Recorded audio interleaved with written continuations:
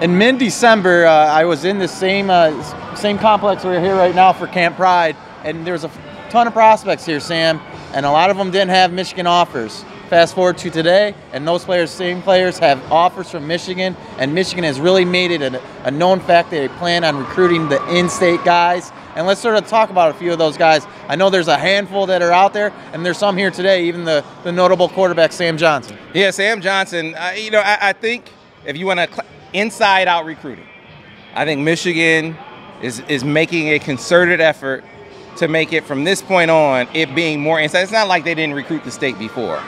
But really hammering it hard to start off the recruiting for the next season. I mean, homegrown talent, it's easier to get them on campus. When they get homesick, they don't have to go far to satisfy. I mean, there's so many things that go into cultivating prospects, targets here on the home front. Sam Johnson is a guy who, I talked to his dad. He said, hey, this is a guy that Pep Hamilton has been talking to for, been in contact with for 4 or 5 months. But it really intensified, like you said, since the end of the dead period. Harbaugh goes out to his school. Everyone, Dad said it's like the whole community was there watching him throw. On the heels of that, he picked up that offer from Michigan. But he's not the only one, like you said, from Makari Page to you go out to the west side of the state. Carson Barnhart and Adam Berghorst, some guys that Greg Madison went out to see. Mike Fletcher, who you talked to at this camp, back in December, picked up an offer. A two-sport guy that everyone was saying was leaning to Michigan State has picked up an offer. So you have Michigan getting in at an opportune time, right? Because they can get these kids on campus, really love them up.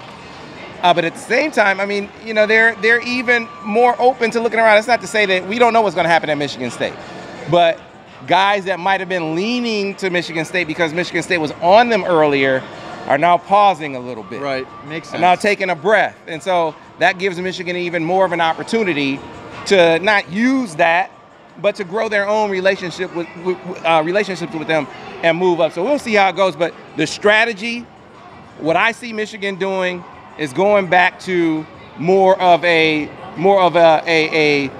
not positional recruiting, but area recruiting.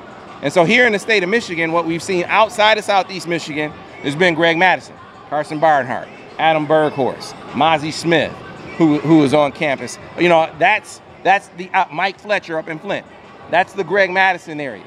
Now, what I see in Southeast Michigan, that was going to be Dan Enos. I'm talking to some of the coaches in the area, Sharon Moore. So you'll see Central Michigan transplant, Sharon Moore, I think, become more present in Southeast Michigan. Now, there are going to be some coaches that take individual schools like Pep Hamilton at Belleville. You might see some of the Detroit schools taken by individual coaches. But by and large, I think in Southeast Michigan, you'll see more and more Sharon Moore. Hey, Justin Rogers from Oak Park just picked up an offer today. Another Southeast Michigander from Oak Park. So the emphasis is there.